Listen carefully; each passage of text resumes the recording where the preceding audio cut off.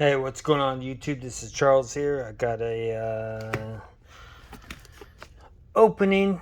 Okay, I opened it earlier, obviously, but anyway, you can take a look and see what I got. This is from Spain. So there is a seller on eBay who's located in Spain, and he always has like 90% of his stuff is all Swiss Army surplus. So obviously he's got some kind of contacts in Switzerland. Maybe he's just buying from the government, or maybe he's got people gathering stuff. Anyway, let's see what we got. So let's start out with this. So I did a previous video on this short blade Swiss Army knife, and I was so impressed with it, I decided I need to get another one. That way I can use one of them all the time and then just have one, so when I wear it out, which will probably never really happen, but then I've got another one. But that's how crazy I am, and the way I think, you know, it's like having an extra one of the stuff I really like. But this is a nice little knife, which I've shown already. I just need to maybe just clean it a little bit, but this thing's type of stainless steel, you know, the inox steel, which is basically stainless. I'm guessing this was made somewhere in the 40s or 50s. It's an educated guess, but I'm not real sure. It's hard to see on there, but you can see there, Victoria Knox. But there we go with that one. What else did I get? Okay, so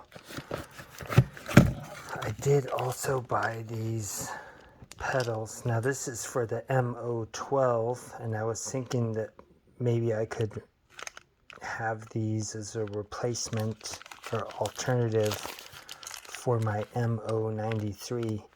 Now technically I can, because the threading on this is the same as my MO-93.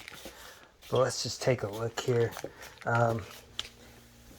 It's hard to see, maybe I don't got the right lighting, but anyway, you can see how physically smaller the pedal is versus the issued MO-93. So the width on this pedal is the same as this interior right there. So this will technically work. I'm not sure if that's a benefit or not. So because the pedal hangs so low, I've got to be careful, like any bicycle, when you're going around a corner. If I'm turning left and this is the left, there's a big chance that I'm going to hit something. And you can see on this previously used that it will, or it did hit. And I've probably done that once or twice at the most. I'm old enough that I've been riding bikes for so long that it very rarely happens, but anyway, you can see there's some dents in here. It's kind of bent a little bit, so somebody hit something really hard. Was not me, but that's why I just wanted to have something else. Now these things are pretty universal, so I didn't really have to get a Swiss Army issued pedal, but I thought maybe this would be closer. Now it's hard to see when you're online on eBay and they don't really give you measurements, and it was very difficult to find this Wogo model. I couldn't really find the model that was listed on the listing, so I didn't have a good comparison. I just bought it. It was $25. Now the shipping on it was pretty expensive. What's the last item in here? So I've got this plastic case. Wow, that's high quality plastic. Actually it kind of is. It's very thick. The seller was also selling these goggles in a metal case, and knowing me, I decided that the plastic would be a little bit more resistant because I would probably dent the case and then I can't use the case. And I figured that maybe the plastic would be gentler on the surface of the goggles, so I wouldn't scratch them up as much. Now these things are just snow goggles. They almost look like swim goggles, but you can see here they got these vents inside. Still high quality. This is probably from the 80s or maybe 90s.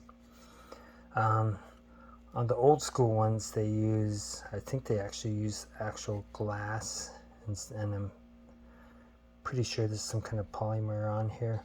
And then with the frame on this thing, I think it's still metal on the frame. It feels like it. It's thin enough, but it's strong.